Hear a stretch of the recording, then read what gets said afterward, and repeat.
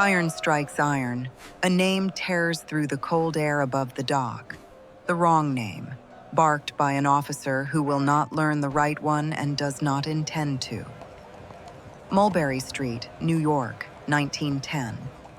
The smell arrives before the street does. Urine and fermenting cabbage and kerosene, and the close, humid weight of 10,000 bodies pressed into a corridor never built for them. This is the immigrant nightmare. Not the ocean crossing, not Ellis Island, not the inspection line. This street, this smell, this particular dark. The newcomer moves on a split sole, left shoe opening on each cobblestone to drink the black water of the street. The trunk under his arm no bigger than a child. A photograph, 2 shirts, the boots that had belonged to his father. A neighbor stops before a door the color of rotting bark and says 3rd floor without meeting the newcomer's eyes, already knowing what waits at the top.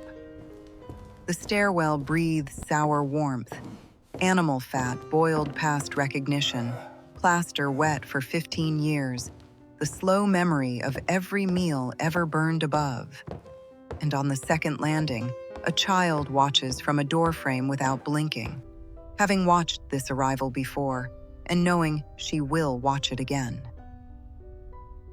The room, 10 feet wide, 9 deep, 1 window facing a brick wall 4 feet away, 1 nail in the plaster where a coat once hung and left its shadow, 1 ceiling stain spreading outward slowly, shaped like nothing on any map.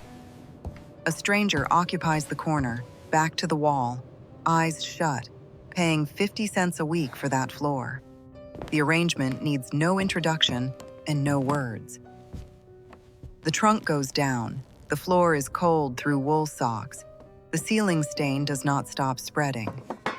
The mother ties on her apron without speaking, her hands beginning immediately, smoothing, stacking, pressing this space towards something that might be endured for the time required. Outside, a wagon wheel grinds on wet cobblestone and does not slow, and the city does not pause for their arrival. It never has. It will not begin today. 4:45 in the morning, the pipes knock 3 times. A baby somewhere above cries once and stops. The bread on the crate is yesterday's, dense as dry clay, tasting of cold and little else. The father breaks a corner and works it slowly, the barley water in the tin cup giving off a thin curl of steam. Not quite warm, not coffee. Drunk standing up with the coat already buttoned because the warmth his body produces right now is the last he will feel until he returns tonight. The hallway holds 6 men in silence, and the worker counts the minutes because the factory foreman does not accept explanations. Only the machine matters, and an idle machine is money subtracted before the week has started. The factory floor arrives as pressure, 100 machines at full speed producing something that is not noise so much as atmosphere. A constant physical force against both eardrums that does not lift for 12 hours. Lint drifting in slow white suspension through overheated air, breathed in every single day. By the 10th hour, the spine has settled into its bent angle and refuses to correct, the needle finding the familiar place beside the right index fingernail, the operario wiping the blood on his trouser leg and keeping the fabric moving.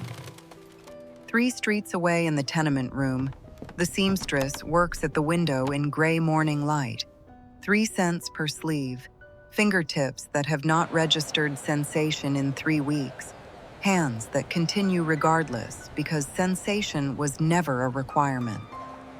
On Broadway, the boy extends both arms with newspapers fanned between his fingers. 9 years old, coat 3 sizes too large, trained not to look cold because cold does not sell papers. Dinner is smell before it is food, old bone and gray cabbage, and water doing what it can, eaten on the floor, fast. The candle at the halfway mark, wax costing money in the New York slum tenements of 1910. The daughter's shoe has a hole through the sole, and the father cuts cloth from the trunk lining, folds it inside, and sets the shoe down without a word. Tomorrow will be identical. He thinks only about the candle going down. In winter, the plaster sweats, dark streaks running down the walls each morning from ceiling to baseboard. The children call it the walls breathing. They are not wrong, for inside that moisture lives Mycobacterium tuberculosis, invisible and patient, older than the building. In the New York slum tenements of 1910, it found conditions it had never encountered. Sealed rooms, no ventilation worth the word, hundreds of bodies sharing the same recycled cold air for 6 months without relief. Consumption, the word is exact. It consumes the face first, one gray week replacing the last, then takes the stairs, one flight per month, until only the cough is left where a person used to stand. The woman on the 4th floor began in October. By February, her face is the color of old newspaper. By April, her corner holds someone new, and no one says her name. Tuesday mornings, the courtyard tap runs brown. The mother fills the pot, puts it on the stove, and waits. She has done this every Tuesday for 2 winters, unable to confirm it helps, knowing only that not doing it is worse. Last summer, 3 children on the 2nd floor developed the fever in the same week.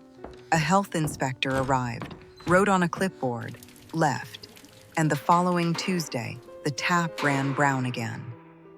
1 in 9. In 1910, New York, 1 in 9 children born in these tenement rooms will not reach their first birthday, a number that lives not in any document these families have read, but in empty corners, in small shoes on windowsills, in the silence that follows a crib that goes quiet and stays that way. Then March 1911. The bells come before the news, then the screaming, then a silence worse than either. 146 women, garment workers from these exact blocks, dead in the Triangle Shirtwaist fire because the factory exits had been locked from the outside. The factory owners walked out of the courtroom as free men, and the following Monday, the machines started again. If this glimpse into their struggle moves you, leave a like to honor their resilience. Friday evening, the smell in the stairwell changes without announcement. 3rd floor. A pot of tomato sauce has been reducing on the stove since morning, its steam moving under every door on the landing without permission. And for 30 seconds, the building stops being what it is, a brick container for cold and exhaustion, and becomes something else entirely. A place with a garden, a table, enough chairs, candles lit without anyone counting what is left in the box. Saturday evening, the Shabbat candles come out. The mother covers both eyes with her hands, moves them slowly in circles above the flame, and speaks the words. The same sequence her mother said in the same order, learned from hers, in a village that appears on no current map. Words older than the Atlantic, older than the decision to leave. 7 minutes, the room holds completely still. Sunday, the factory is closed. This one fact, the fixed point around which the entire weight of every other day of the week has been arranged and survived. The one morning, the body is allowed to unclench.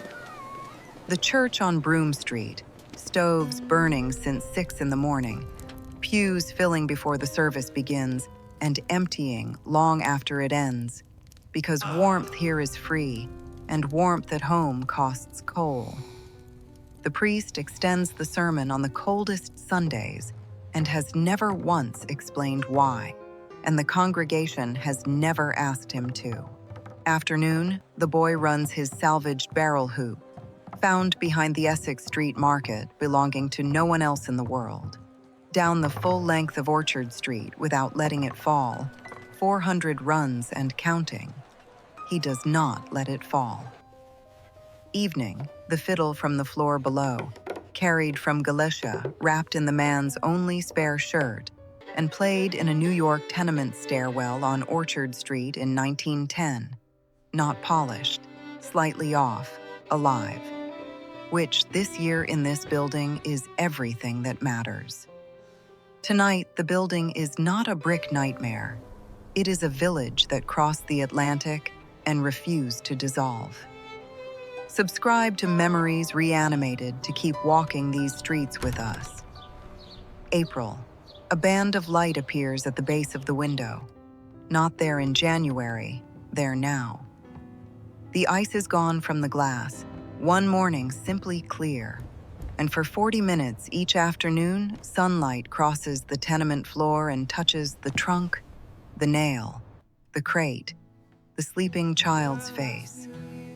The girl follows the light on her knees, pressing both palms to each warm square as it moves, and when it reaches the far wall and disappears into the plaster, she stays where she is. The father watches from the doorway and says nothing, storing it in the place where he keeps the things that cost nothing and cannot be taken. The count is done without ceremony. 3rd floor, the grandfather. February, 5th floor, the Moretti infant before Christmas. The walls are 4 inches of plaster. They have heard everything. They say nothing back.